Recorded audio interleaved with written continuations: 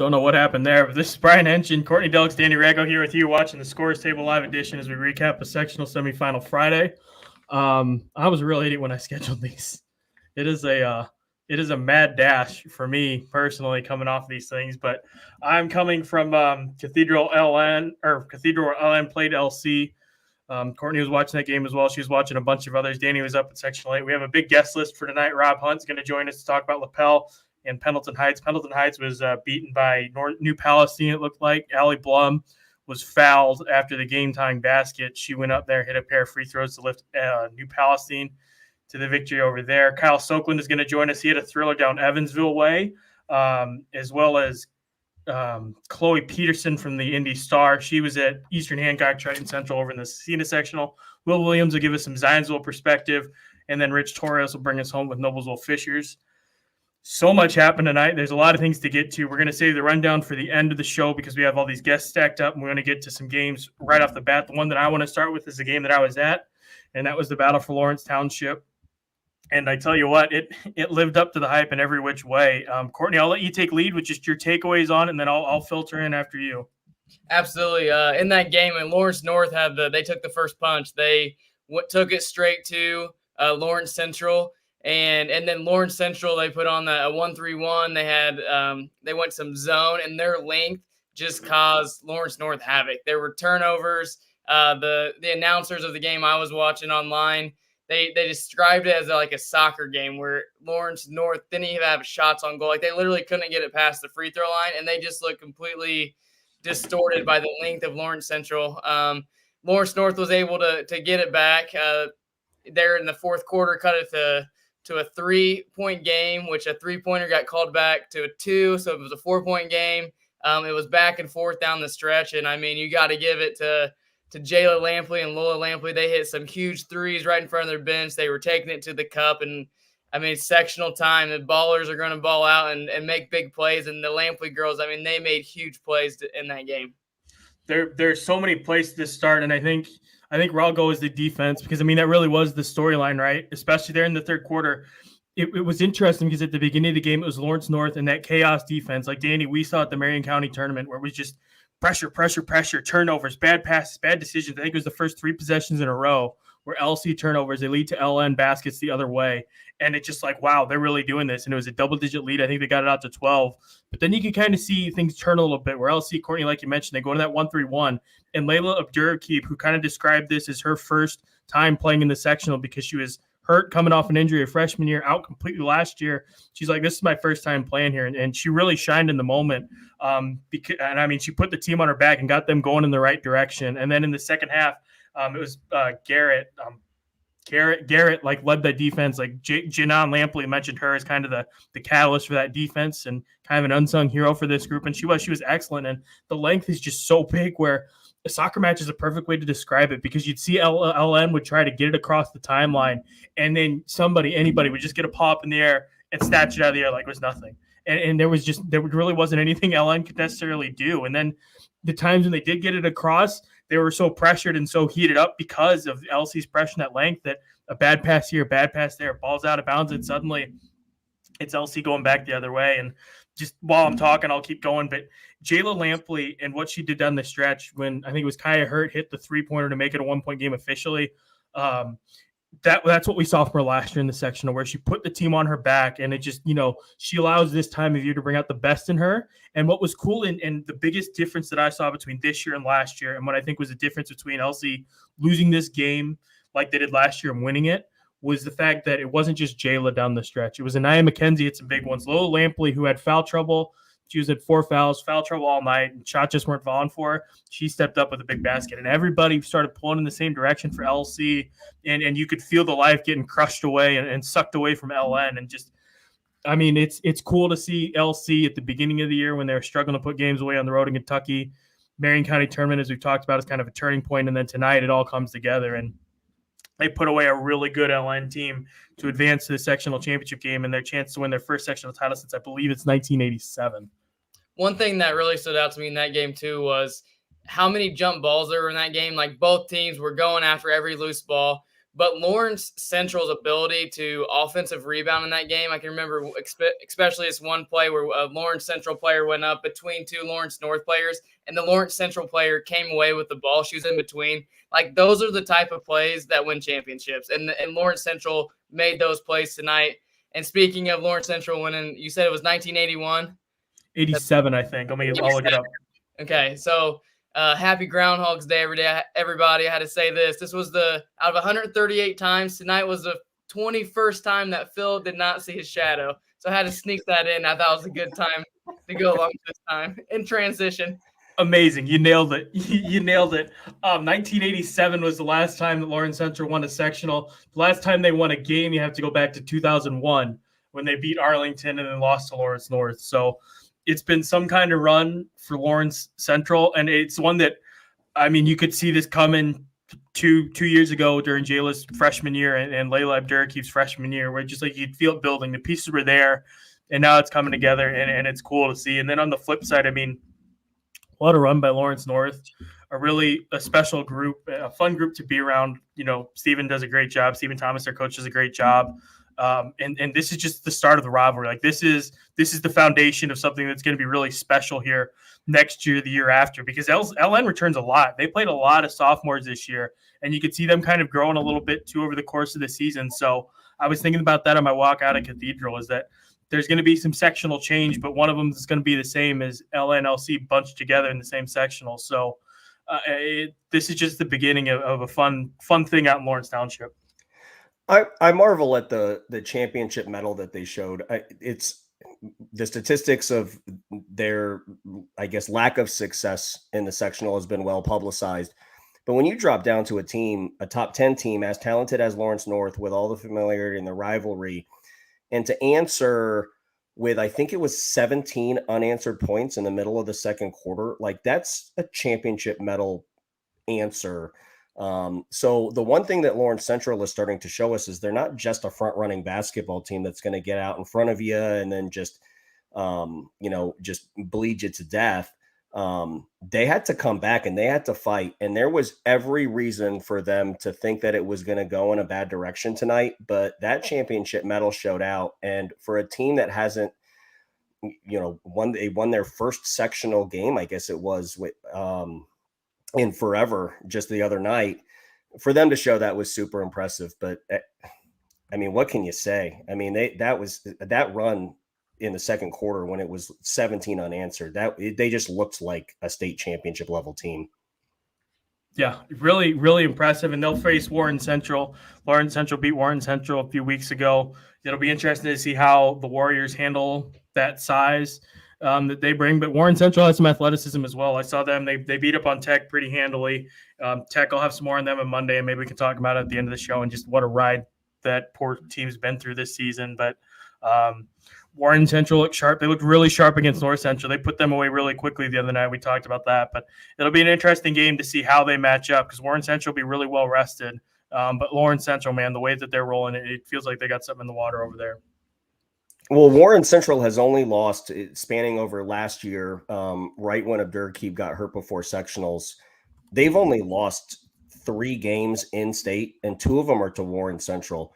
So, not to make more of that than it probably is, because a lot of that had to do with the fact that Abdurakeeb got hurt. But Warren Central and Stacy Mitchell, they do have a lot of tradition. They do play that zone. They do have success in against Lawrence Central. So, is it everything? No, but it might be something. Mm-hmm. Absolutely. Courtney, any final thoughts on LNLC before we bring on our first guest? Let's bring them on. All right. We're pleased and proud to be joined by Chloe Peterson, who does an excellent job covering sports for the IndyStar, does a great job helping me out on nights like tonight. Courtney, what's up? Chloe. Chloe. I don't know why I said Courtney. It's because I was just talking to Courtney. Courtney does a great job, too, for us. Hey, thanks. Yeah, she does a good job telling me what to cover. Chloe, what do you think of your first sectional experience? I thought it was very interesting. There were 2 very different games out there tonight, so it was an interesting first Indiana high school girls basketball experience for me.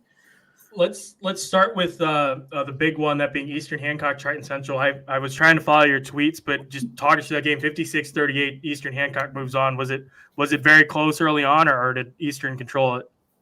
Eastern controlled it for most of the game. It was mostly Brooklyn Willis. Actually, she hit 3 3-pointers in the first quarter that put them up by, I think, 10 by the end of the first quarter. And they kind of rode that lead out until the end. And Triton Central did come back, I think, in the third or beginning of the fourth quarter, and they cut it down to a 6-point deficit, but they never really got within those 6 points by the end of the game. Yeah, what'd you think? How did Mackenzie Cook show out in her first sectional game as a high schooler? She was kind of limited in points. She only got 8, and they were all off of free throws, but I didn't track the rebounds, and neither did the official score, but it looked like she got a lot of them. And she facilitated very well for obviously being a freshman and being the point guard for them. Yeah. What did their coach say anything of note just with how they've handled? I know that their schedule's been kind of a little weaker than most teams, but for sectional time, they seem to rise to the occasion.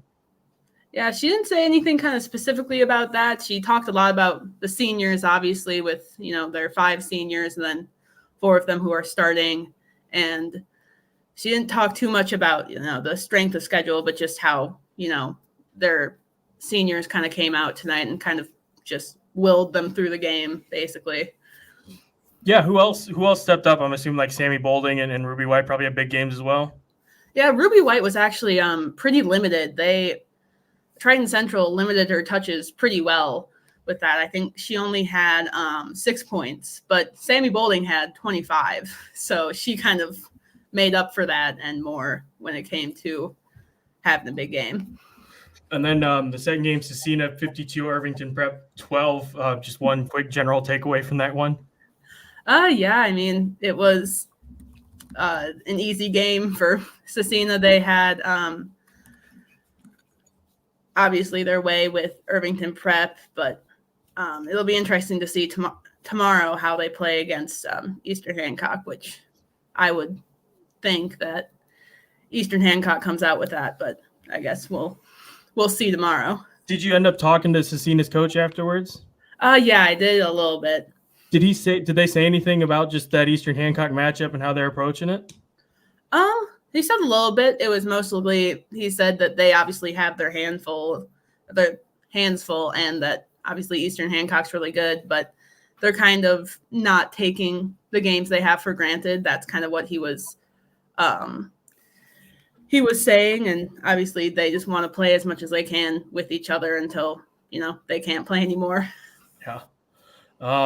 Then I know Courtney didn't want me to ask this question, but IU has a big game coming up this week at Ohio State. Chloe also, of course, covers IU women for us. Mm-hmm. One quick thought on the trip to Columbus.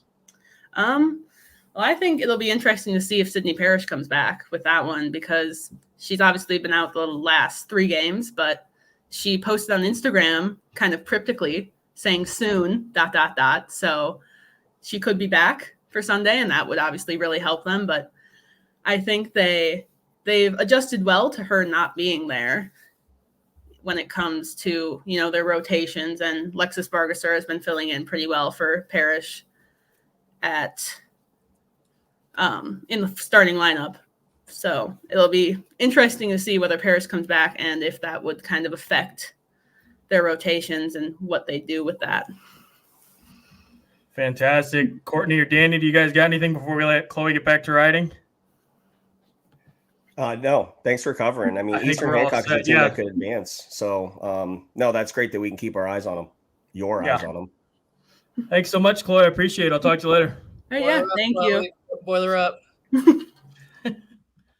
Yeah, Chloe came to us by way of Iowa, so she went from covering Caitlin Clark at Iowa to IU women, and she does a little Purdue women too, so that's cool. Some other games. Sid won't be back Sunday, by the way. Not yet. Couple more. Is that public knowledge yet, Danny, or do we have to go back and edit the live stream? No, that's fine. I mean, they put the timeline out there, so she'll be evaluated in a week. She's fine though. She's coming back. Some other notable scores here. We're going to do the quick rip around here while we wait for our next guest. McCutcheon hangs on for a 36-33 win over Kokomo. They'll face Harrison West Lafayette. The HSE sectional, which we'll get to here, Noblesville-HSE, both advanced. HSE, that game against Zionsville, close there for a bit. We'll dive into that one. This was kind of an interesting one. New Palestine beating Pendleton Heights 46-44. And then in Pike knocks off Roncalli 62-39. How about that? The young Red Devils are moving on. They'll face Franklin Central, which held on to beat Ben Davis 67-61. I know they didn't win, but once again, you never get a bet against Stan. You never do it because the man, he's a legend. Avon Plainfield beats Brownsburg 73-62 and they'll face the Terre Haute North. Mooresville is Mooresville versus Center Grove tomorrow. Then Bedford North Lawrence beats Silver Creek. Jennings County beats Jeffersonville to set up the showdown that we were kind of expecting. We weren't necessarily entirely confident in down there. And then, Danny, were there any other scores as I scroll down here that jumped out to you? More upsets than I thought there were, and there were a lot of closer scores than I thought. And let's double back to that McCutcheon game. McCutcheon only won 36-33 in what we perceived to be their march into a sectional championship game against Lafayette Harrison. McCutcheon was down 10 after the third quarter. And just as you would suspect, guess who hits a big three to bring them back into the basketball game? Lily Graves. She also stepped to the line and had the 2 free throws that ended up sealing it. So you asked about Kenzie Cook and what her first sectional experience was. We have the answer now on Lily Graves, and it's hitting a big three in a game that's played in the 30s and stepping to the line and hitting clutch free throws. This kid has big game DNA. We've been saying it forever. This is going to be the name, one of the names that's going to be just familiar on everybody's lips for her 4-year high school career. But welcome to the postseason, Lily Graves. Shameless plug time. You can read about Lily. I wrote about her a couple weeks ago, and then one yesterday, or the posted today actually, from Ethan up at Lafayette. He did one. He spent some time with her trainer and just kind of got the insight on how she's developed into the player she is. So that's pretty cool. I should mention now that we have a good audience for this one. If you want to get involved, just drop a comment in the comment section. We've never actually gotten to use that feature yet, so pop it in there. It may show up on the screen, it may not. I don't know, but we'll see it here on the right-hand side of our screens. Let's see. I need to check out the North Knox game. Did you guys see the pictures? I think I texted it to you of the crowd for North and South Knox, half an hour before tip-off. I mean, it was packed already. It's unbelievable as my screen goes out. Well, a little bit about that game. So North Knox beat South Knox. And so if you get them mixed up, North Knox was the team that their only loss was to Bedford North Lawrence. South Knox's only loss was to North Knox. So North Knox gets by them. It sets up a sectional championship with Linton Stockton. And so there is some historical significance with Linton Stockton. And I'm stretching here. I got a text that there was actually people from that community having a little bit of a watch party. So I promised them I'd give them some sound, but they won the state championship not long ago. I mean, we're not that far removed from the 2021 season where they went 27-1 and won the state championship in 2A. Their only loss that year came to Bedford North Lawrence. So maybe in a bit of symmetry here, North Knox, their only loss this year is to Bedford North Lawrence. Maybe they carry on to the same 27-1 record that their sectional championship opponent tomorrow night and have the same fate and be 2A state champs. But North Knox sets up for Linton Stockton tomorrow night. So shout out to Linton Stockton. I have no idea what their mascot is. They're the stalkers of the stockade. Great job, Danny. You stretched it out like a champ. And here's Rob Hunt. The man is here to save us from having to talk anymore. Rob, what's the word? Well, the word is I don't have a all-star jersey behind me. All I've got is a box of Kleenex. How's everybody doing tonight? Fun night, huh? Yeah, holy smokes. Let's start with Lapel, and then we'll bounce over to Pendleton. Lapel, it looked like it was close there for a bit with Wapahani, and then the Bulldog just found that extra gear and put it away. Yeah, but talking to Coach Zach Newby after the game, Wapahani did something that nobody ever does against Lapel, which is come out in a man-to-man defense, and which normally that's, feed the ball to Lanaya, and that's ball game. It completely took Lapel by surprise. They were Their offense was definitely out of sync the entire first half. They committed, I think, 9 turnovers the first half, and then turned it over the first 2 possessions of the second half, and Wapahani tied the game up. But from that point on, Lapel stopped turning the ball over, went on about a 15-point run, and that was all she wrote. They looked much more like that Lapel team in the second half. How did they? You saw them against Alexandria too, didn't you? Yeah. How they looked this postseason compared to last year, even just earlier this season? It's funny. I was actually thinking about that on the drive home. They're playing this. They're going to play the same 3 teams that they did last year, slightly different order. But last year, if you remember those 3 games, they were down double digits in the first half of all 3 games, and had to come back. Well, this year they've only been behind once. That was by 1 point. I think it was in the third quarter against Alexandria, and it was very briefly. So they've been much more in control, although certainly struggled out of the gate tonight. It was interesting. I had a chance to see them around Christmas time when they're kind of coming off the grind and we're just kind of looking ahead to the break. But one of the things was just how young they were in some spots and some trouble in some late game situations, and then ball control too. It seemed like there were a lot of turnovers and then some defensive lapses and lack of communication. How have you seen that change, and what's Newbie said in terms of that in this team's maturation? Well, one thing, it was tough for Rosemary Likens to have to step into that Kareth Renahan role. We remember her from that state finals run last year, that point guard who's in charge. You really start to see her grow more into that as the season has worn on. Renahan was one of those kids. Likens is very much the same way. She doesn't score a lot, doesn't stuff the stat sheet. She just takes care of the ball, and I think she's done more of that. They got some good minutes off the bench tonight from Taylor Morose. Had some assists, took care of the ball, gave some really good minutes. So I think that part's improving. It's going to have to keep getting better. I mean, they'll be heavily favored, I believe, again tomorrow night. And then, it's going to get tough there in that regional. It's going to either be Eastbrook or Blackford, most likely. Flipping over to Pendleton Heights, they rallied from a halftime deficit and then comes down to the buzzer and foul Allie Blum. She hits 2 free throws and it's lights out for the Arabians. It's I'm sorry to say I wasn't there, but it's kind of frustrating. That it's got to be frustrating if you're an Arabians fan, right? I mean, I'm not sure how many times they go to that sectional thinking that this is their year. Maybe not always the prohibitive favorite, but I think they were. I felt like they were this year. And for whatever reason, New Palestine is their kryptonite this year. They were their one loss in the conference, and they handled everybody else. They handled Mount Vernon, they handled Greenfield, and all those teams. But for whatever reason, New Pal had their number and got it done tonight.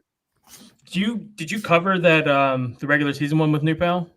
No, that was down at New Pal. I wasn't able to make it down there. Okay. But, yeah, it's interesting too because listen, like New Pal obviously had a lot of confidence going into that game tonight. I covered the quarterfinal game and just they're playing for Casey Warfel. The plan, like Allie Blum straight up said it, and so did Vivian Miller. Like, well, we have to stop Casey Warfel. Well, how do you do that? We're going to face guard her, and we're going to get up in her, and it felt like one of those games where it's like we're going to see who wins this chess match, but either Casey or then Ada Hupfer, you don't want to put too much pressure on a freshman, but maybe it's a kid like that who has to step up and deliver.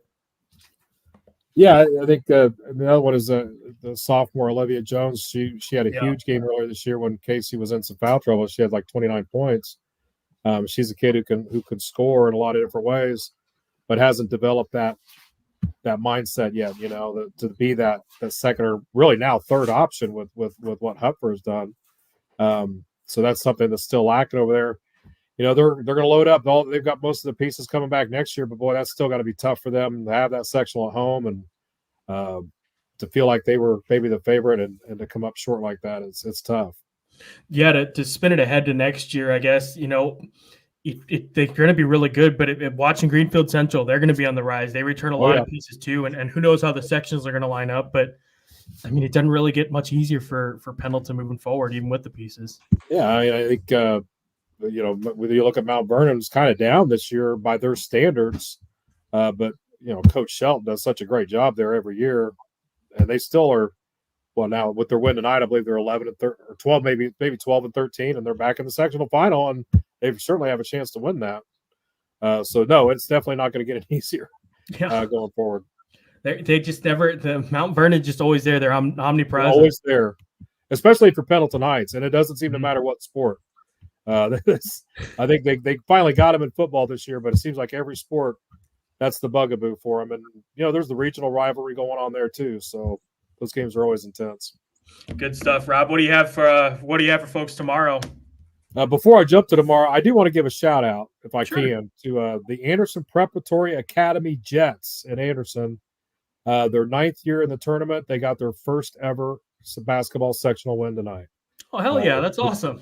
They beat Tri-Central, who we may have to do a different talk about the Sagarin ratings because I think there's some issues, but they beat the team that was supposed to be the team to beat. Tri-Central handled them pretty much. I think they had a double-digit lead early, ended up winning by 6 or 7. So good for them to finally break through. And now they're going to play for their first ever sectional championship. So shout out to the Jets. Got to give them their props. But Absolutely. That's awesome. yeah, tomorrow, like I said, it's a rematch of last year's sectional 40 final. I'll be there at Lapel they're going to play a Winchester team that's not what Winchester was last year, but they still got some size. They still have some 3-point shooters. So if Lapel comes out and is not prepared, Winchester can give them some problems. I think they played at the very start of the year. Lapel beat them handily, but it's that time of year when everybody's. I guess they're both 2-0 now, but season starts over and they're a better team than they were then for sure. Good And stuff. Coach Gutierrez does a fantastic job there as well. Absolutely. Well, good stuff, Rob. Thank you so much for jumping on with us, man. We'll talk to you again soon. Absolutely, anytime. Glad to be here. That was Rob Hunt. He had some Lapel and Pendleton insight for us. Another game that jumped out was Plainfield knocking off Brownsburg and kind of felt like a de facto sectional championship game. I'm trying to pull up stats here. It looks like Emma Hendricks had 11. Avery Gordon went for 26 for Brownsburg. The second page of the scorebook is loading. Here it is. Hannah Menser went for 17. How about this? Berkeley Williams, 29 points. 73-62 win. So really impressive. And I think somebody, and maybe he wrote for the Star, said Hannah Menser had her moment in county. Well, it's going to be Berkeley Williams in the sectional semifinals. I don't know who did that, but he's pretty smart, and we're going to ignore the predictions that got wrong. But I mean, that it speaks to the future of Plainfield girls basketball, regardless of what happens from here. They'll be the heavy favorites tomorrow night against Terre Haute North, I think. But I mean, that's a good Plainfield team that looks to be figuring some things out here after a little bit of stumble down the stretch. Well, I mean, you can't think about the next step until you climb the one ahead of you. Plainfield climbed a big one tonight, but they do have Terre Haute North for the sectional championship. And then on the other side, that was where we had one of the upsets that you had mentioned before, where Pike beat Roncalli. So that's going to be Pike versus Franklin Central, Plainfield and Terre Haute North in a little quadrant. But one of those teams is going to be a regional champ.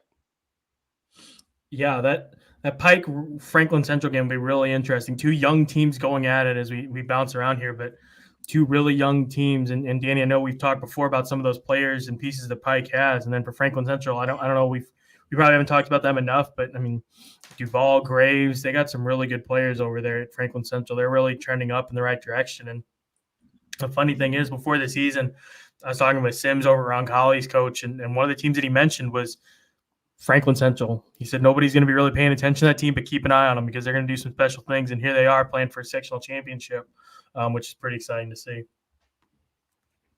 Yeah, Pike. I texted with Keith Hollins throughout the week, and he actually sent me a text tonight too. And we're good friends, but he talked about in multiple texts the grittiness of his group. The tweet actually read that it was a big second half kind of outburst, but things probably weren't going their way. But we had mentioned in the lead up when we were previewing this sectional and talking about Pike that, Keith really gets a lot out of those kids. But the maturation of Sanaya Smith, she got into double figures tonight. The maturation of her has to be coming to fruition, because if they beat Roncalli and we talked about it, just a stable of guards, Lindsay and Cerny and Roscoe and Turk and Leffler, and we talk about all of those kids there. for Sanaya Smith to be a freshman point guard and to lead them. I mean, I feel like I'm on this pod every week talking about freshmen. She needs to be added to a very short list of kids because she's going to play for a sectional championship against a team, by the way, with Peyton Duvall and Ashley Baker and a lot of really, really, really good freshmen on that team too. So, but when you get into a sectional championship, it's really hard without film to really prognosticate it. But I do think that the most interesting matchup going into that game is going to be Peyton Duvall and Alexis Warren. Both, big frames, both can command the paint. We've seen both of them dominate at times, but those two kids match up very well against each other, and we'll see if that grit can come through and Pike can keep it moving. Good stuff. Good stuff. Right now we're joined by Kyle Sokeland, the first Sokeland of the weekend. We're going to talk to your dad later this weekend. You had a great game. Best Sokeland. Yeah, that's right. The better of the two Sokelands. We figured we'd let you set the bar. You had a great game tonight, man. Gibson Southern, Evansville Memorial came down in the final seconds. I'll let you talk us through it, and then Danny will ask some questions as I try to download the video. Yeah, I mean, I think I've covered every Gibson Southern Memorial postseason game since 2018 or 19, and that's the best one between those two by far. Because Memorial looked timid and skittish the first half. Then they were the best team in the second half until the last 2 minutes. And then Gibson Southern just made play after play to beat them for the third straight year. I mean, if you see the video here shortly, a freshman got free on a fast break, scored and got fouled to beat them by 2. I mean, 2 top 10 teams going at it, and it was by far one of the best games in the area. Who did the damage for Gibson Southern mostly? Well, it was Gabby Spink to start, but she got 4 fouls about midway through the third quarter. So I'd say it's a team effort tonight. Schnaus, who's a freshman, I think has one low D1 offer from Evansville at 16. They had Nola Ravalette off the bench with 12, Chloe Graham with 15. I mean, most of the year it's been Spink and Graham by a lot scoring the ball. But tonight you had a freshman have probably her best game of the season, just playing confident inside and grabbing rebounds and then finishing through contact to score that bucket. Yeah, Gabby Spink is a name up here that in the Indianapolis area it travels and she has a reputation up here, and she's got the reputation of maybe even becoming a junior all-star. Can you just talk about just her progress throughout the year and what you've seen? I know she was unhealthy a little bit for the beginning of the season last year, and then getting healthier and starting to come into her own. But we feel like up here when we get Gabby Spink stories, it's because she has 35 points or hits a game winner or something like that. So just talk about Gabby and what you've seen on a more consistent basis than what we have maybe up here. Yeah, last year she was hurt for about half the season. I think with either a foot or a knee. I can't remember off the top of my head, but she looked better in the postseason last year when she was finally back. And this year, I mean, the offense definitely goes through her more, which may lead to more scoring, but she is a very, very good shooter. She just, for the most part, makes good decisions with the ball, even with passing. I mean, when she gets on a roll, I don't know if there's a better shooter in the area because she just lights it up. I mean, 10 first quarter points. She had them going. I thought it was going to be, honestly, I thought it was going to be a blowout because she was going to have another 30-point game. Good stuff. We have the video here. I'm going to pull it up here and play it. Hopefully it just shows up. This is a very on-the-fly operation.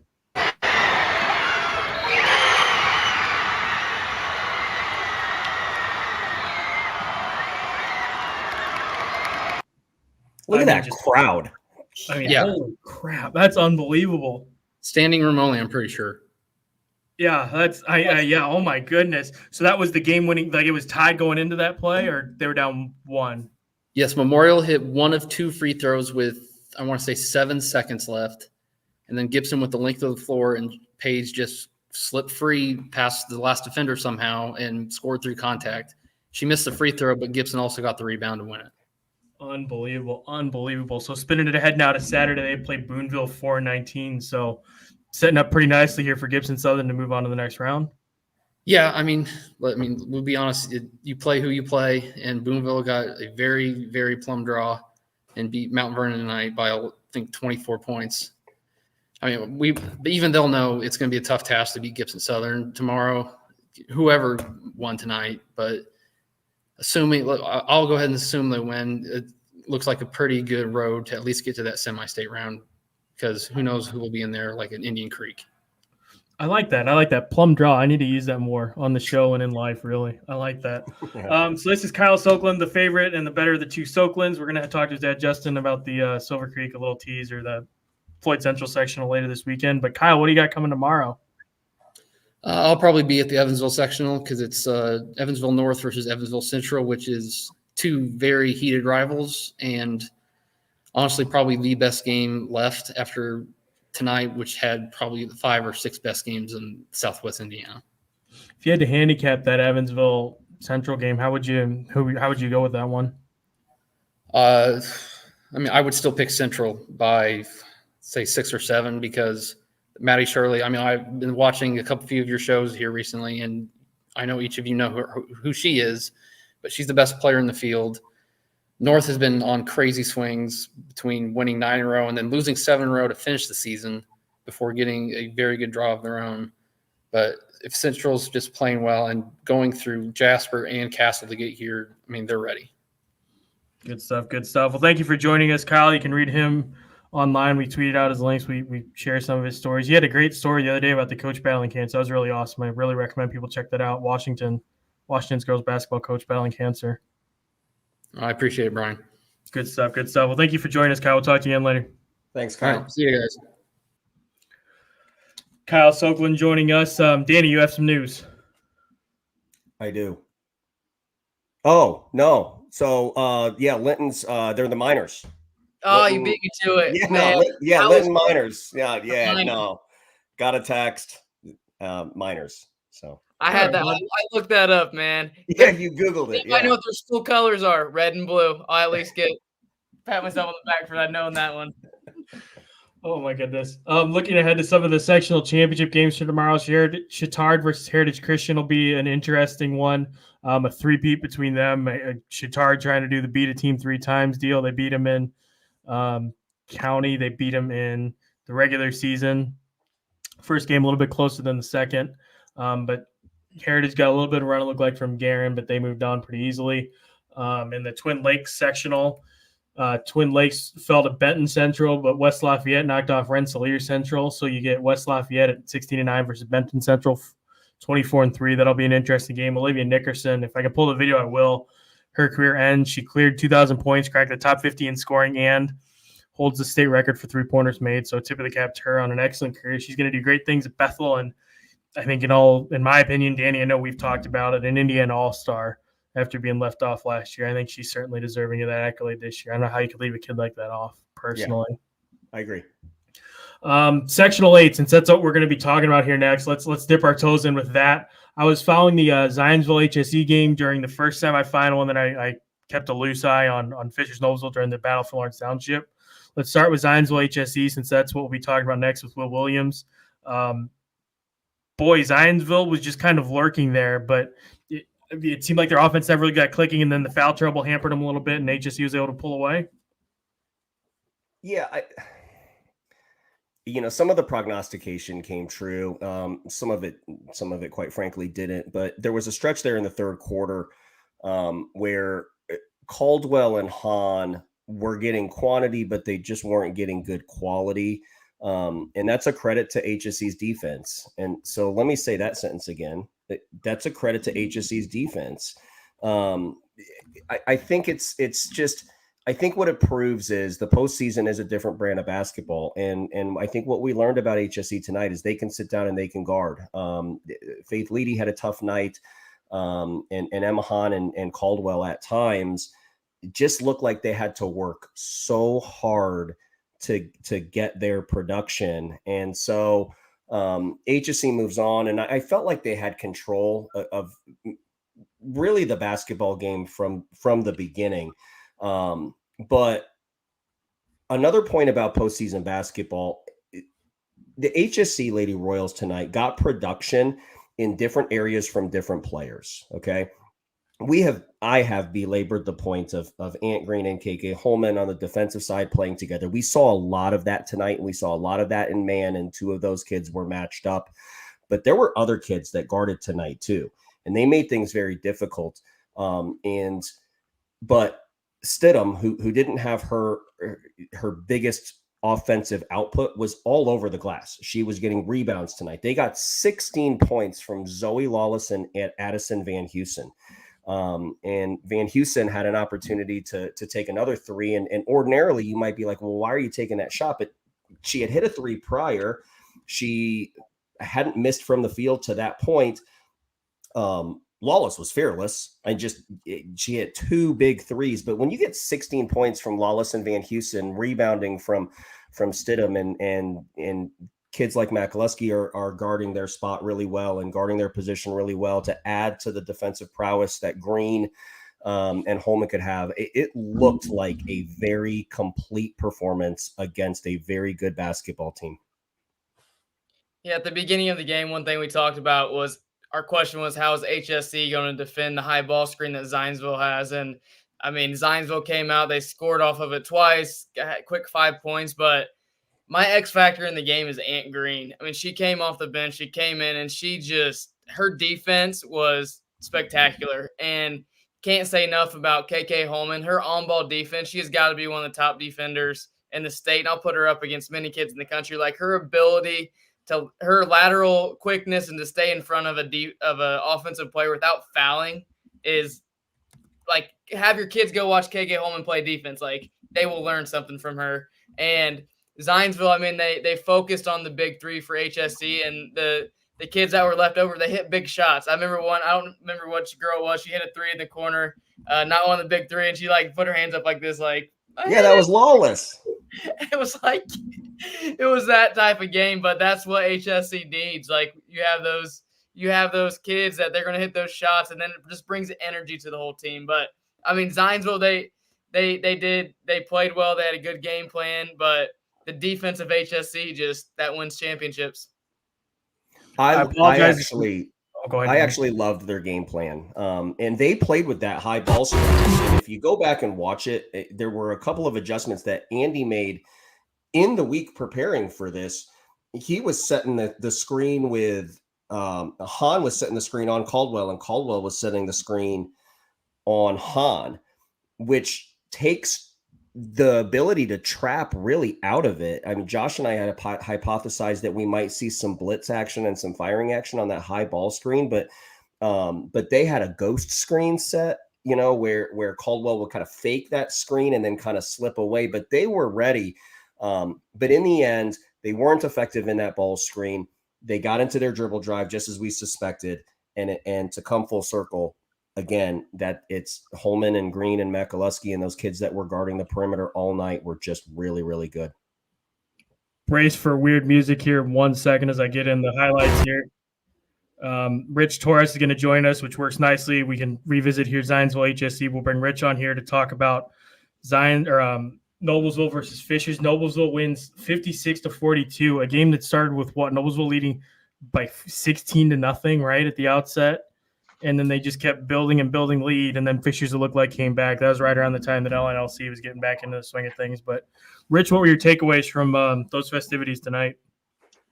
What an atmosphere. Again, I think every coach I talk to in this sectional always talks about it's a shame that all these teams have to play each other right out of the gate, because obviously on paper, the 2 ranked teams advance to the final. But really, any of these teams could be ranked, to be honest with you. It's pretty impressive. Fishers, yeah, I mean, they jumped out to a 15-0 run. So they're up by 15, but their biggest lead was 16 in the first quarter. And a lot of that was, Noblesville. Sorry, I don't know if I said the right team or not. But the Millers, yeah, they came out with the game plan, and they were going to pressure up top, and they created a ton of turnovers. Fishers had 12 turnovers in the first half, and that in itself kind of took them out of the rhythm.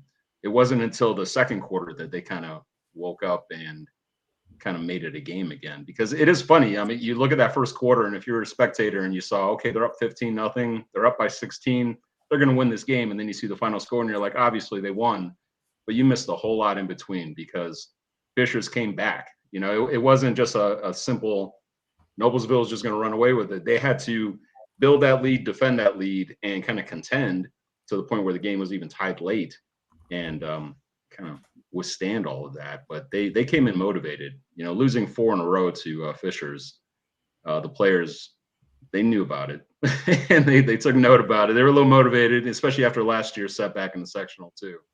You know, you got to remember these two programs. They made it to the state finals, one winning, one almost coming close. So there's a little bit of tradition there now. To the last 2 years in a row now, the winner of that game has gone on to play at Gamebridge, which is pretty impressive. You said they had 12 turnovers in the first half. Fishers did. They did. So they had 12 turnovers. Just one in the second half, then. Yeah. In the second half, they took care of the ball. You know, they kind of played within themselves a little bit more. You know, they're going more for the jump shots, looking for the open person. You know, really creating more space. Not to say that Noblesville kind of eased back, but I think that, you know, fatigue was a factor. There was a lot of adrenaline on that court, a whole lot of adrenaline, and you could see it. You know, Reagan Wilson, she was just the Energizer Bunny out there. You know, and she was fully amped, ready to go. And defensively, she did extremely well. I had her for 5 steals, unofficially, and then 4 assists, 16 points. You know, behind obviously Meredith Tippner's 27. And Meredith, she I talked to her after the game, and I think she was still kind of buzzing from just the overall adrenaline of it all, because she put up 19 points in that first half. You know, and she was the offense there. I mean, not to be cliche, but she would not be denied today. You know, it's kind of funny because, you know, I got to speak to her during soccer season, and she kept reminding me that I'm a basketball player, you know, playing soccer. And tonight, she was a basketball player. You know, you could tell she was hungry, and that team was hungry too, just to kind of reclaim that prize that they lost last year.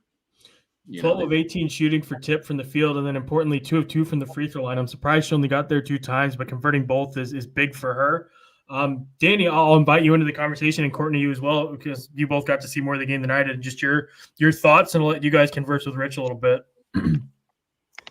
Well, Rich, the Reagan Wilson you mentioned that that Noblesville had lost 4 straight to Fishers.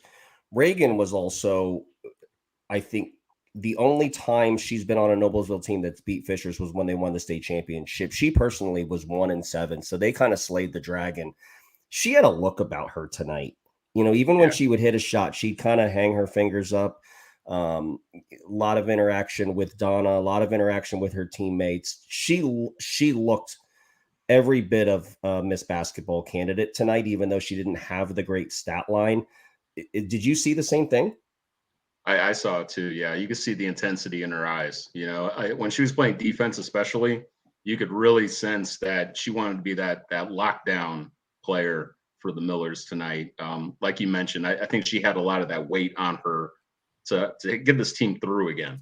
You know, get at least back to the final, have a shot against obviously HSE, who's like I kind of jokingly said to Brian Satterfield, "You're 9-0 in the conference now." You know, so like if you're going to win the sectional, you're going to be 10-0. And, you know, Reagan kind of mentioned, she was like, okay, yeah, they're 9-0 now, but, you know, tomorrow is tomorrow.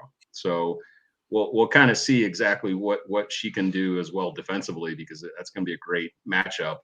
But yeah, you could see it, like every play she was involved in, whether it was a pass, whether it was a stop, whether it was her getting a layup, that energy was there, you know, and I think they fed off of that. They needed that, you know, to kind of remember, you know, not only that it's just one person, but it's a team effort. You know, Donna is always kind of, her philosophy has always been team defense, team transition offense off of the steals. And that's what they really executed immediately.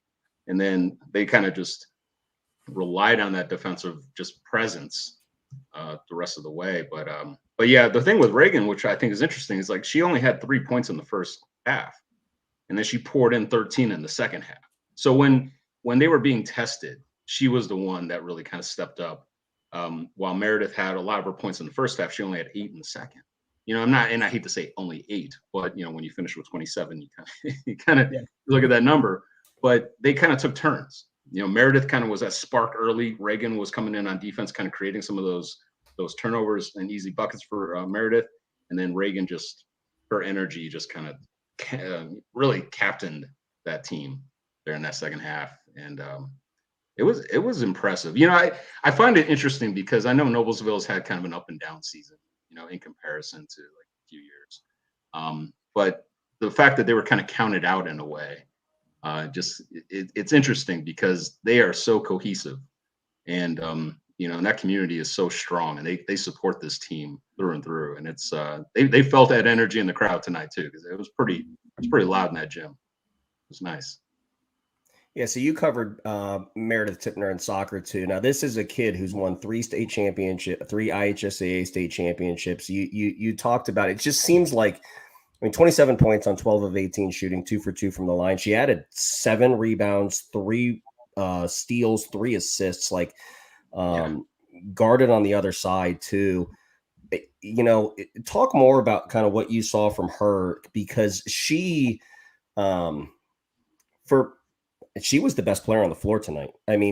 Tip to tail, most complete game, and they're moving on largely because of that performance. So just maybe add on to some of the things that maybe she said after the game. Did she see something that she was attacking, or did it just game flow kind of came to her? Reagan certainly was looking for her in the first half.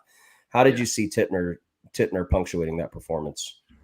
When I spoke to her after the game, her emphasis was on defense, and I think really that was their game plan, was defense, create offense from it, kind of stymie the half court that Fishers may have wanted to get into, really disrupt the passing lanes. And they did that, and I think for Meredith too, as well. I saw her play Pendleton, at the end of the regular season, and she didn't really have a great game.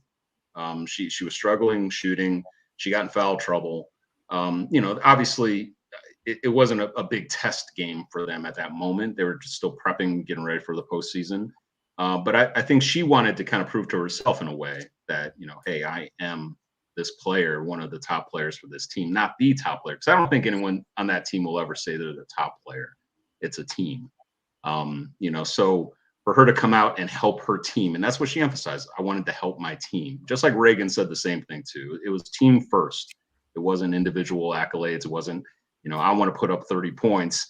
If I put up 30 points, my team's going to win, hopefully by double digits, So it was purely defense. And like you mentioned, she was the best player on the court tonight, on both ends. And you could see that from the start. She was attacking the ball, passes, and she created quite a few of those opportunities for herself. It was impressive. It really was, and well, obviously from a soccer standpoint too, when you see her on the soccer pitch, you see a lot of that defensive intensity too. And that was a big reason why Noblesville was good in soccer too, is that their speed, their athleticism, and just their, never die mentality. Really. It's like, even when they were down in soccer, Meredith used to talk about how they would know. They would have confidence. They would have belief. And you could see that tonight. You really could see that with that group. And it doesn't hurt when you have a little added motivation. When you get booted from last year's postseason, you can't get over that hump. You have the kind of built-in quiet rivalry between the head coaches, where Donna coached Lauren when she was in high school. There's that connection there. It's that sectional is so competitive and so intertwined. You can't help but you can't try to escape any of those storylines. They're there already. Good stuff, Rich. Well, we appreciate you joining us, buddy. You enjoy the time off here. I know you got the weekend off, so you enjoy that. I know. I'm a little disappointed. I kind of want to go see that game tomorrow now, but at least I have the day off, so maybe I can get a microphone. I can put it over here so I can look professional like you. Yeah, you could. Good stuff, man. Well, I'm sure we'll be talking to you again for regionals, but thanks again for joining us. And safe travels to you. Appreciate it. See you, everybody. Take care, buddy. Hey, Courtney, Torres. before just real quick, Sure. So it seemed like Noblesville sped Fishers up, and that was why they had a lot of turnovers. They just, it just seemed like the zone for Noblesville moved a little bit better. Maybe they adjusted some things in how it rotated, but it looked very, and Rich talked about it, athletic and fast tonight. Did you see the same thing? And then the second thing is can they do it again a night later with HSE? Do you think they can speed them up? But that zone was really, really good tonight. Oh yeah, they look like, I mean, all look like they had a string and they were just attached and they were just moving so well together. And that just plays into when you have that great of team chemistry. I mean, it shows in your defense, your offense, and they looked really good. I want to shout out Reagan Wilson. I've trained her up at the barn, and like that girl's a dog. And the big moments, the big games, like she has the mentality, like what people saw tonight and they're going to see tomorrow. Like she's ready and she thrives on the big game situation. That's the type of player she is, type of kid she is. And shout out Meredith Tipner as well. I mean, she put on a freaking clinic tonight.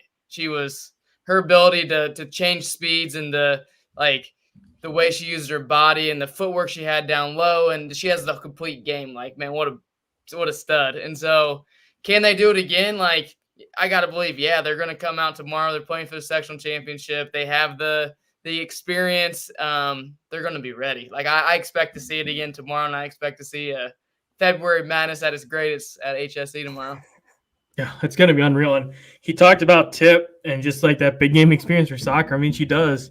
This year, that the play that stands out to me from soccer season, one of them just overall, is Tipner against Hamilton Southeastern, a big rivalry. They're always two of the best teams in the state, and it always comes down to those two. And it's just like Noblesville has been this hump that HSE can't get over. And it felt like if there was a year that it was going to happen, it'd be this year. And 10 seconds into the game, Tipner's right place, right time, and buries it. And I think she scored 2 goals in the game. They won 2-0. But she just has a nose for the big plays and the big games and the big moments. And, I mean, she's been this way since her freshman year. She was one of the first kids that I got to know when I moved to Indiana because she played soccer, so I got to meet her in the fall. And then it carried over into basketball, and you can just see the length. And it's cool to see how she's developed in that regard of just how to use that length and athleticism to her strengths. And I remember when they moved her up, I think, to the top of that 1-3-1 her freshman year, and just how big of a game changer that was in the state run just because of the disruptions she caused. And speaking of that 1-3-1, Danny, and I don't know about you and Courtney, I was kind of surprised to hear the Fishers had trouble with the press and turnovers then against Noblesville, because that's usually not something that you hear a ton of with the Sectional 8 teams because they've seen it so much, like they know how to break it after all these years, especially when you have a more veteran team like Fishers. So that surprised me. What were you guys seeing in that regard? Well, I think Fishers missed just enough shots to really make that zone effective. And you can really dig your heels in and get comfortable in that zone when you know where the shooters are. Joe Buckets hit a couple of really big ones, but if you look at Nevaeh Dickman and you look at Talia Harris, both of those kids can score at all 3 levels, but scoring at the perimeter level isn't what they do best. And even when they were closing out, I thought recognition of personnel was really good. I mean, they let Roberts get a couple of clean looks. They let Troy get a couple of clean looks, but that's not what Fishers wants to do. To spin it forward, that's what gives me a little bit of pause tomorrow, is because that's what HSE does. When you have Stidham and Makaluski, you can play around with, do we put them on the same side of the floor and throw skips across to the weak side to them? Do we put them both in the corner and anchor and attack from the top with KK? There's going to be a lot of different options, but it'll be the same zone, but it'll play out very differently, I think. But yes, I think the recognition of the personnel, I think, was really good tonight. And they just looked sped up. They had a plan. It was a good plan. Lauren had a good plan. They were throwing it to short corner. They were getting the dive. They just didn't execute. And I think Noblesville just seemed a little comfortable in it. Courtney, did you see the same thing, or am I crazy? You're not crazy. That's correct. And I just got to say, everybody get your tickets to the Revenge Tour. It continues. Good stuff. This is something as we wait for Will Williams to join us for the Zionsville perspective, but it's been on my mind, not like weighing on my mind by any means. That'd be stupid, but something that I've been thinking about. This is probably the last year of the sectional in this iteration, and it comes at both a terrible time and a great time. It's terrible because, well, for the same reasons, because teams are going to enter some rebuilding phases. Zionsville graduates a lot. Fishers graduates a lot. I know they have some good pieces coming through the pipeline at Fishers, but, Carmel's coming along slowly. Westfield's going to graduate some pieces they have to fill in. HSE will still be really good. Noblesville is going to have some holes to fill, but it's great that these teams get to separate finally, and we'll get to see the powerhouse is balanced out a little bit, depending on how many teams go in each sectional. but it also kind of sucks because tonight we lost Zionsville, we lost Fishers. Last year we lost Noblesville, we lost Zionsville, and a missed basketball player at Zionsville, no less. That kind of sucks. So it's kind of a mixed bag of emotions, but it feels like this tournament at the very least is kind of a perfect send-off for it because you mentioned the atmosphere. I've seen some of the pictures in just the packed stands, a couple really good games, really intriguing and interesting games, but I'll just throw it out to you guys and just the thoughts. Danny, I suppose you're probably a little bit more familiar with it. Just thoughts on the Sectional 8 tournament over the years. Well, the last 5 or 6 years, this has just been such a bright spot for girls basketball, and this sectional continues to deliver. So trends aside, records aside, history aside, I think we have the 2 best teams playing on Saturday night for the sectional championship. So it is a nice way, I think, to punctuate what has given us great Friday and Saturday nights for the last 5 or 6 years. I mean, just talking about some of the tradition here, I mean, all of the parish career, the career run, and you have the great kids at Carmel like Kate Clark. Ashlyn Shade was a part of this sectional. You now have the Reagan Wilson years and combined with the Tipner years, but in the twins, I mean, there's just so much history here. It is going to be sad to see it go, but tomorrow is, and I call it a nice little punctuation. I'll have to really kind of think about it to formulate a take and what I think the keys are to the game. And I don't know if we'll have an opportunity to say it in front of a microphone, but in the end, I think just to oversimplify it, it just seems like we got the 2 best teams. And for whatever reason, I kind of felt like, I know Zionsville was trending upwards, and I know Fishers has just given Noblesville fits, but this seemed to be the pick. Even when Noblesville was really struggling, it just seemed like it was going to be HSE and Noblesville, and we got it. And I can't wait for tomorrow night. Yeah, that'll be cool. And 3 years experiencing it, Westville was pretty cool the first year. But, I mean, this time last year, the specific day of the year, I don't think anything will challenge that. Like, this year came close with ALCLN tonight. Like, that was really cool with the packed environment and just an entire township coming together, and some of the scenes afterwards with the players hugging each other and consoling one another on the floor and then afterwards. But I mean, to have 4 of the best teams in the state, arguably, probably up there in the country, the individual talent there, the Division I talent there last year, and just, I mean, the scene where everybody was lined up along the grandstands, the mezzanine, and everything for that was really, really cool. And as we bring in Will here, we were talking about Will Williams here. He covers Zionsville for the Lebanon Reporter. That's correct. Nailed it. We were talking about the Sectional 8 tournament and how this is kind of the send-off here for that, right? With realignment coming and sectionals changing. It's kind of like the swan song for Sectional 8. Yeah, I mean, with the less teams in 4A starting next year, I don't see any way all those teams are together. It'll probably be split in half. So I think the last 2 years, if this was it for Sectional 8, you couldn't have asked for a much better send-off with 4 20-win teams a year ago, and I think all of them had at least 16 or 17 wins this year, and there was been some pretty good games so far. So it's really kind of been an end of an era and a good send-off. Let's talk about the first game, Will, and that Zionsville-HSE. We addressed it briefly, but Zionsville was hanging tough. You and I were texting during it. It felt a lot worse than it looked on the scoreboard, but Zionsville's offense never got clicking. Yeah, I mean, first half they were clicking. Allie Caldwell got loose for a couple threes. Emma Hahn hit a couple big ones, and they even got one from freshman Emily Zach, who came in. I think it was her first career 3-pointer.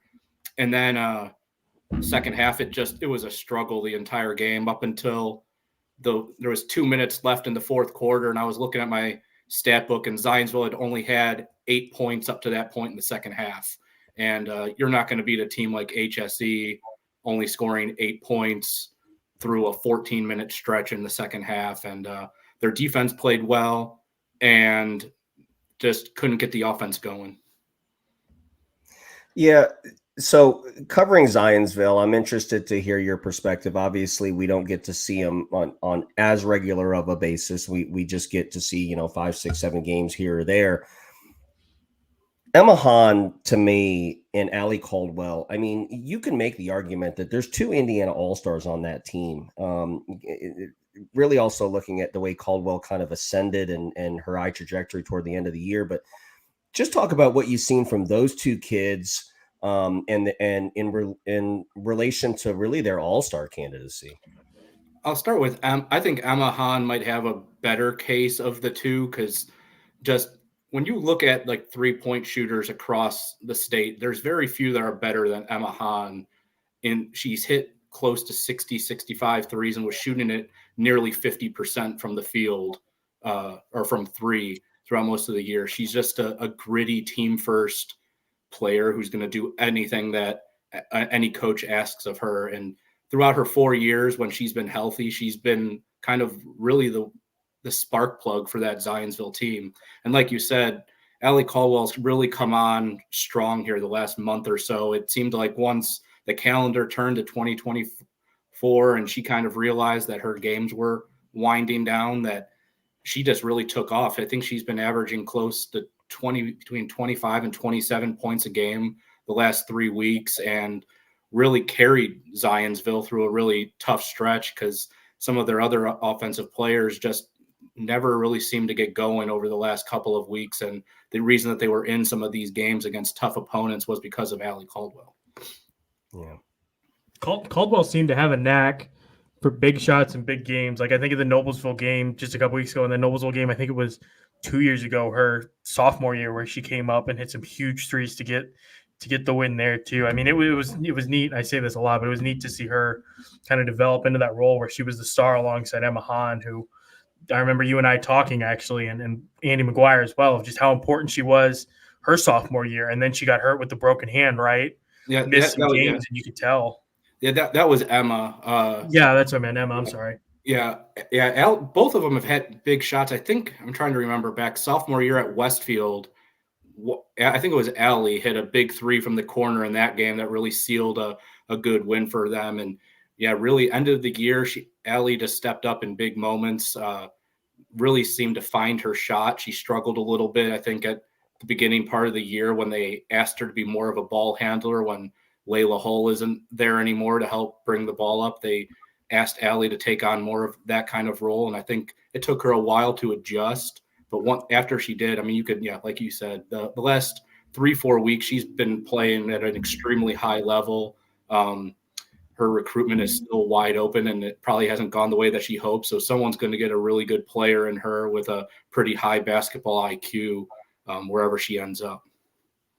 On January 19th, Zionsville lost by 4 to Hamilton Southeastern. Obviously, today was a larger deficit. What do you think the difference between those two games? Why was Zionsville more so out of the game today than they were on that day?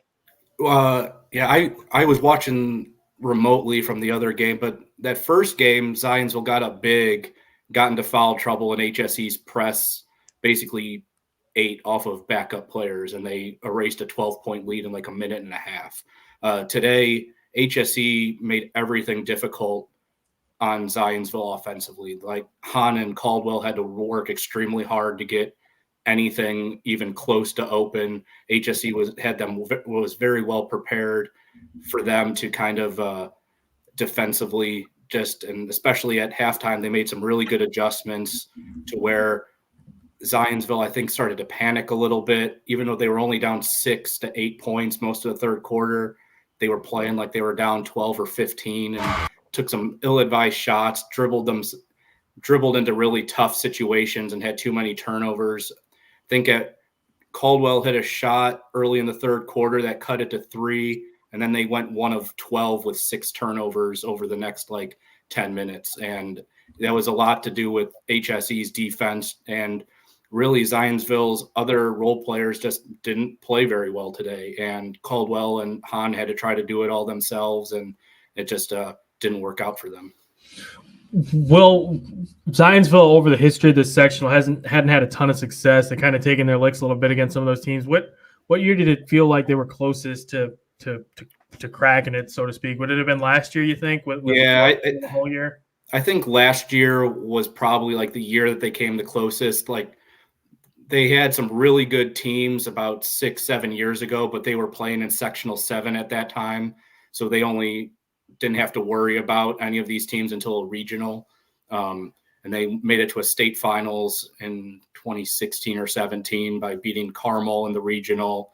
And I think they had 4 straight regional appearances, and then they just haven't, for whatever reason, been able to kind of get it going in this sectional. Obviously, it's very difficult. All the teams are very good. But yeah, last year was probably their best chance where they had everything kind of aligned. It just, I think it was a 1-possession game there at the end, and they just couldn't get the play they needed. Spinning their head down to the future. I know, obviously, they graduated a lot. Emma, Allie, among others, but Mackenzie Chapman was very successful freshman season, so at least there's some building blocks, seems like, for them to build on. Yeah, I mean, it's going to be a very new-look team. They basically only played 7 all year, and 4 of them graduate, and then so you really have Caroline Sampson and Kenzie Chapman as the only ones with experience coming back. So they're going to need some girls to really step up in the offseason to fill bigger roles. They turned to Emily Zach a lot towards the end of the year. I think they think highly of her and as a potential another post for them to kind of end up for them. And Macy Ring got a lot of time throughout the year too, but they're going to need her to really step up because she was more of kind of a defensive player for them this year. And I think she only took maybe less than 10 shots on the entire year. And they're going to need her to shoot a lot more because with their conference and whatever their new sectional is going to be, it's going to be a challenge for them. And they're probably going to go through some growing pains, but they're going to need girls to step up really. Good stuff. Will, I'll get you out of here on this one. Do you have a pick tomorrow? You've seen Noblesville. You've seen HSE, obviously. You have a pick tomorrow for the final?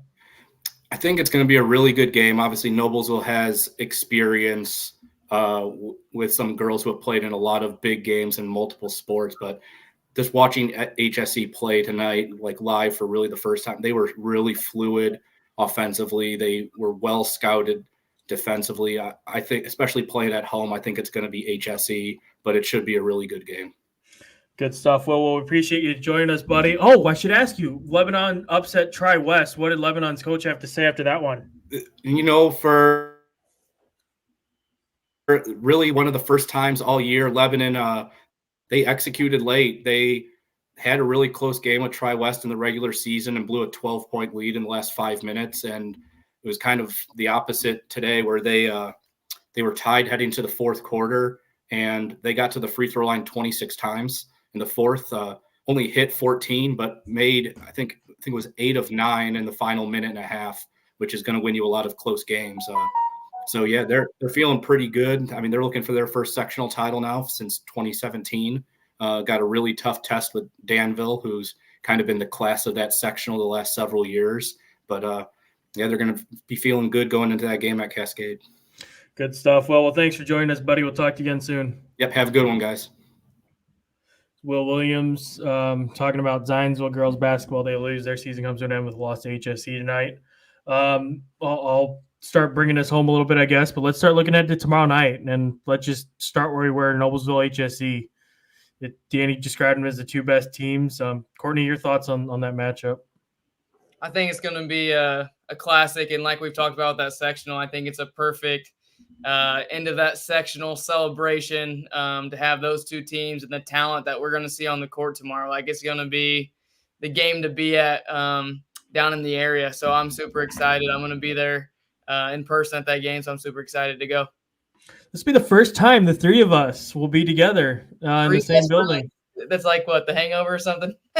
Yeah, that's right. Gonna have Courtney skipping in, singing "We're the 3 best friends that anyone can have." That's right.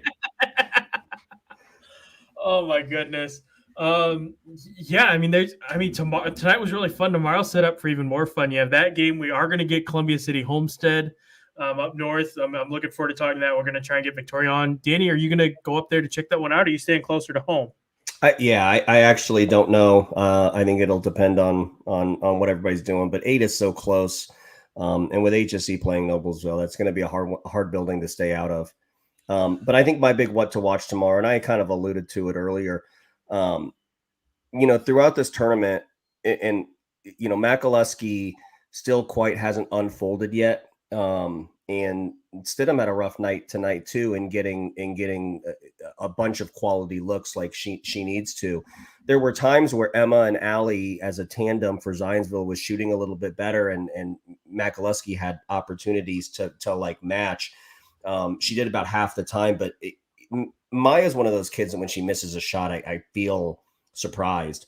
Yeah, this is going to be super, like, just maybe an oversimplification, but I think the way that they shoot the ball and pass the ball through the zone in getting looks for Maya and Stidham from the 3-point line, I think is just going to be the key. And I think we're just waiting for Maya and Stidham to kind of unfold on the same night. And if they do, we could see Noblesville maybe even getting out of that zone a little bit. And so I think that brings into play now Holman and making Reagan Wilson kind of play both ends. But if Noblesville can do what they did tonight and recognize personnel, and HSE doesn't have the floor properly spread, I think it could be really interesting. They could really just kind of muck this thing up. But it is really going to be interesting to see HSE play their style against this zone. Some other notable games coming up tomorrow night. You have Jay County taking on Hamilton Heights. That's one that we kind of saw coming. That'll be interesting to see if Hamilton Heights can make it 4 straight sectional titles. Let's see as I scroll through here and check. I mean, there's just so many good games and so much intrigue. And then we get to regionals, and I mean, we've done a little bit of teasing at that and just looking at some of the matchups as to who's facing who and who the road sets up favorably for. But I mean, it's going to be wild, and there's going to be some fresh blood in there this year too, with teams like Pike and Franklin Central making it to their sectional final. One of them will get through, which is pretty exciting. Well, Hank, because of the draw, we haven't really gotten into talking about teams like Franklin and Center Grove, and one of those teams that has kind of waltzed through to the sectional championship is Jennings County. Bedford North Lawrence had what was set up to be a barn burner against Silver Creek tonight, and they did a great job defensively. B&L did a great job defensively in the second half. They ended up stretching that game out and won by almost 20 points. Just as we suspected, Courtney and Josh and I kind of talked about it too. Wren wasn't guarding anybody. She was just standing by the rim, protecting it. And that's what she does best. I think her and Kara Reynolds are the two best shot blockers in Indiana high school girls basketball right now. But in the second half of that game, Chloe got loose and scored 16 in the second half. Going into a Bedford North Lawrence Jennings County game at Floyd Central for a sectional title to try to end BNL's run of 12 straight sectionals, Chloe's going to have to do that for 2 halves. And that's just what I think. That's what I saw, I think, when Bedford North Lawrence played Jennings County at Jennings County earlier in the year. But when you play a complete basketball team, I wouldn't stop there to say Chloe has to have one of those special nights. She's super capable of doing it. But tonight they got a couple of role players to make a couple of big shots, and I think they're going to have that on more than one occasion out of more than one kid tomorrow night. But this one, Jennings County versus Bedford North Lawrence, has all the makings to be a very good basketball game that could figure into the mix on the south side of the state. Have we mentioned Columbia City at Homestead? Yeah, that's the next one. No, not yet. Not yet. Okay, well, perfect lead off. That's the one that's going to be. I mean, there's so many good games spread out throughout the state tomorrow that wherever you're at, have the other games pulled up. I think IHSAA TV does a really good job of streaming games that you can watch it. I think it's really cool they do that. So be checking in on these other games because there's some really good basketball games going on tomorrow throughout the state. Absolutely. I realized I just looked at the time. I looked at the time counter, and we've been at this for 1 hour and 18 minutes, and I still have to transcribe some quotes and plug them into my story and then rest up ahead of a big day tomorrow. I need my rest. But yeah, thanks to everybody who watched. This was fun. This is our biggest audience of these live shows so far. I know we've said it before, the audience is going to continue to decrease, but thank you to everybody who's watched. This is an idea that came to Sable and I right after he retired. It kind of fell apart then. Then Danny brought it back to me earlier this year, and then we brought on Courtney, and I've had so much fun doing it. I've learned a lot listening to everybody talk, and it's fun, and it's fun to showcase the game this way and help grow the game this way. So thank you guys for doing it. Thanks to everybody for watching. We'll be back not tomorrow night. We'll be back Sunday morning to recap everything. We've got a big guest list. I mentioned Justin Sokeland will be with us. He has coverage of the BNO Jennings County game. I'll have coverage from Sectional 8 and whatever else. Maybe we'll try and get some more coaches on. That was really fun having Will Stahl on, but lots of different things in the works. And yeah, we're almost 1 week down in the state tournament. So good stuff. We thank you all so much for watching. We'll talk to you again this weekend.